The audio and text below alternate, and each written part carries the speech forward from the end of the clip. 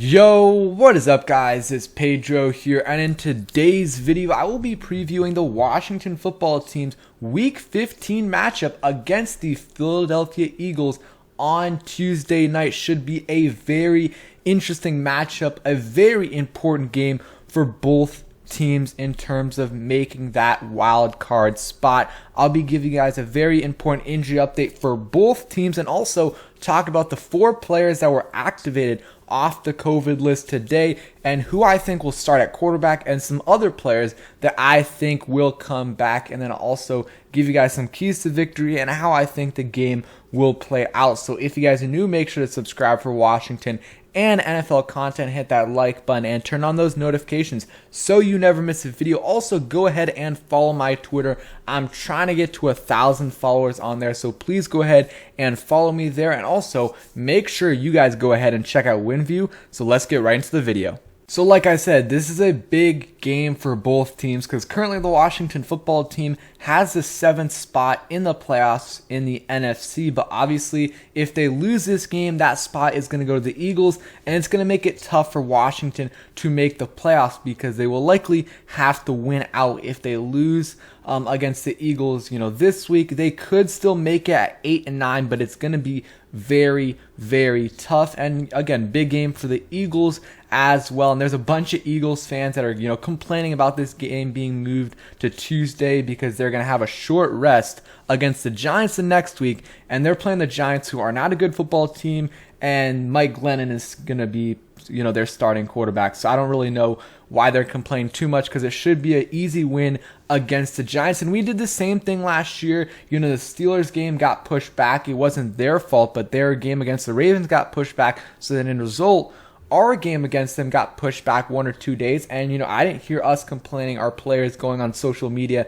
and complaining. I mean, the Eagles are making, make it seem like it's the biggest deal in the world that their game is being postponed 2 days. And something that they don't realize, the players, is that if we had to forfeit, they wouldn't have gotten paid. No one would have gotten paid. So I think the NFL made the right decision because Washington at one point had over 20 players on the reserve list, and they only had like 41 players on the active roster. So that's just, and some of those players weren't even healthy. So it was a safety issue for Washington. I think it's good that they moved it back. So let's go into the injury report and the players that, got off the reserve list, because Washington did get some good news in that department. So, the Eagles, very healthy. Jalen Hurts is a little bit banged up, but he practiced fully yesterday and today, so he should be good to go. Really, everyone on their team's good to go. Brandon Graham, though, got hurt, one of their best pass rushers early on in the season, and Brandon Brooks. But for Washington, Curtis Samuel, another injury, a hamstring injury. Talked about it yesterday, but just really disappointing. I mean, I don't know what to say at this point with Curtis Samuel. He really hasn't been a difference maker, but still, it's just, this season for him has been disappointing. J.D. McKissic, he did not practice today at all with the neck injury. He cleared concussion protocol, but still dealing with that neck injury. So I don't know when he will come back. We'll see. Didn't practice today, though. So if he doesn't practice tomorrow, or if he's not limited at all, then maybe he won't play. But it's interesting that, a week ago, he was listed as limited for a few practices in a row, maybe 1 or 2 weeks ago, and that was when he was in concussion protocol. So not sure why he's not practicing at all, maybe just to, avoid the spread, of the virus, and also just to, rest himself up. Cole Holcomb and Brandon Sheriff limited, but those guys should be good to go. And then Terry McLaurin practiced in full, so that's great. He's going to play this game. Keith Ismail is back off the reserve list. And then Jordan K, that's what I'm going to call him. He is back. I think he was on IR. So, that'll be a big boost on special teams because David Mayo's out on the reserve list. Trey Apke, Khaleke Hudson's on IR. So a lot of our best special teams players are out, and Jordan K was probably our best or second best special teams player. So having him back, if they activate him off IR, which I think they will do, is going to be a boost, a big boost to our special teams.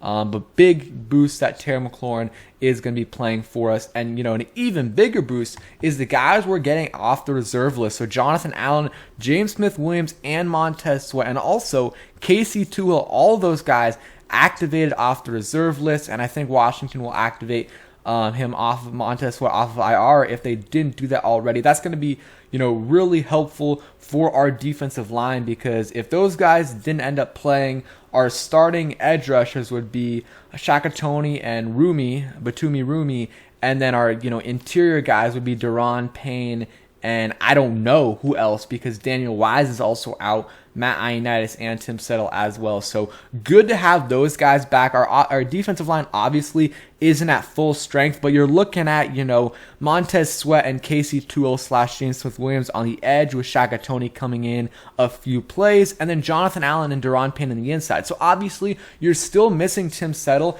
and Ioannidis, so it's a little bit of a downgrade, but still you're going to be playing at close to full strength, besides obviously Chase Young being out, and who knows, Ioannidis or Tim Settle, one of those guys, or both those guys could come back. If one of those guys could come back, either one, it would be a boost to Washington's defensive line, in my opinion. So those guys coming back is great. We're still missing a couple guys on defense in Kendall Fuller and Cameron Curl. I know both of those guys, I believe, are unvaccinated, so it's going to be harder for those guys to come back, but it's still possible. I think someone came back in 4 or 5 days and they were unvaccinated, so it's possible. So as long as they get 2 negative tests in a day, they can come back, and getting either of those guys back would be huge, because they've both been playing amazing. Kendall Fuller and Cameron Curl have been really good in the last 5-6 weeks, and Cameron Curl has been good all season. So that is good news right there for the defense. And then on offense, Rivera did suggest that Heinicke is among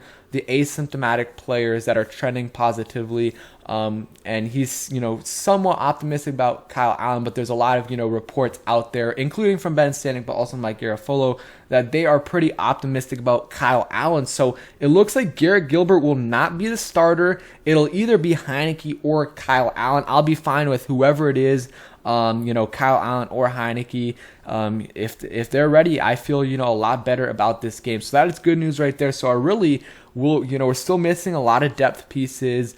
Cornelius Lucas is out, but Sam Cosmi might play in this game. So we're getting back. We still, obviously, I think we have 19 players on the list, maybe a little bit more, maybe a little bit more or less, but around 19. But I think there's going to be a lot of those guys that are taken off the list, and hopefully that'll really, really help us out this week against the Philadelphia Eagles. Now, on to some keys to victory, and I'm not going to give a score prediction at the end, just because, again, I have no idea who's going to end up playing, how many guys we're going to get back. Once we do know that, maybe I'll give a score prediction on Monday or Tuesday. So keys to victory, just got to continue to run the ball. And, Gibson has been, solid as of late. The fumble really hurt us last week. But besides that, he's been pretty good, especially on our win streak. And that's how we started to win games. We ran the ball, controlled time of possession. We did not do that against the Cowboys. I've been a fan of Scott Turner this year, but I thought he went away from the run a little bit too early against the Cowboys. I know it wasn't really working, but still, I would have liked us to stay with that a little bit more, because, that's what got us there. That's what, got us 4 straight wins. So I think we should do it against the Eagles. The run defense isn't, it's not terrible, but it's not amazing. I think they're allowing 4 yards per carry, so I think we can run on them. They have Fletcher Cox still. They have Barnett. They have Josh Sweat. They still have some guys. They even got Kerrigan, who hasn't been producing, but of course this week he's probably going to get a sack or 2 against us. But continue to run the ball, whether it's with Gibson, Patterson, Jonathan Williams, or if McKissick is back, just keep running the ball. And then also another key to victory, and this is a cliche one, but don't turn the ball over. Gibson cannot be fumbling. Heinicke can't have any stupid turnovers. None of our receivers, any of those fumbles at all. We got to play smart football. And if we do that, I think we can win this game. Another key to victory is you have to find a way to try to contain Jalen Hurts in terms of his rushing ability. Because, I think he's a solid NFL player, but he's not that developed yet as a passer. He's not a great passer, so you want him to drop back, 30, 35, 40 times every game. But at the same time, when he drops back, it allows him to, manipulate the pocket a little bit, get outside of the pocket, and then, run for 20, 25 yards. If you look at the stat right here, QB rushing leader since week 14 of last season, and that's when Hurts became a starter, and he's second in the NFL behind Lamar Jackson, and he has a huge lead over the next guy, and this was, a month ago, so obviously he has way more yards now than he did a month ago, but still, I mean, he's just a threat on the, ground. You just have to try to limit him. You can't let him step up too much because, if everyone goes after the quarterback, he's going to be able to get easy yards consistently. So that's something they should do. Maybe have Jamin Davis or Cole Holcomb, have a little bit of quarterback spy on him so you can limit those yards because that's really their strength on offense. Jalen Hurts gets a ton of rushing yards each game, and also they're a solid running team. I mean, Miles Sanders is a good running back. They have other Boston Scott, Kenneth Gainwell, Jordan Howard. I'm not sure if he's going to be back this week, but their strength on offense is running the football. So we have to try to limit them as much as possible, but primarily limit Jalen Hurts, get pressure on him, but again, not too much pressure where he can easily get out of it, and then after that, he has a free 10, 15, 20 yards. So that's something right there. Got to find a way to limit Jalen Hurts. Another thing, this is just a random stat, doesn't have anything to do with what I'm saying, but we got to target Terry McLaurin. We have to get him the ball. We haven't done it lately, and even when we have, it's like he's either not open when we do it or Heinicke throws it to him too late or too short or whatever. We need better attempts to, Terry McLaurin and get him involved a little bit more. And if, Heinicke or Kyle Allen don't start this game, McLaurin will catch his eighth, he'll catch a pass from his eighth different quarterback if you include Logan Thomas in there as a quarterback. So, I mean, let's hope, we can get McLaurin involved this game because I think that's something that needs to happen. Darius Slay is solid, but I believe in McLaurin. I think he will be able to, beat Darius Slay consistently, and it's just a matter of if we can, start targeting McLaurin and if Taylor Heinicke will give him a catchable pass. That's the real thing. That's the real question. So let's hope we can get him involved, because if we do, I think it'll really help us on offense. But primarily, I think we should run the football. But when we do pass it, let's get the ball to Terry. Let's really do that because, we don't know who the other receivers are going to be. De'Ami Brown might be our wide receiver too. We'll see if Cam Sims comes back, but Curtis Samuel likely out. He's made out of glass. The next key to victory for Washington is I think Heinicke holds onto the ball a little bit too long in the pocket. And this is especially a problem against Dallas where they've got an elite pass rush. The Eagles have a solid pass rush. They've got a solid D-line in terms of stopping the run, but also in terms of getting to the quarterback. So, we have to try to contain Fletcher Cox, Josh Sweat, and some of these other guys. So, Heinicke's got to get, rid of the ball earlier.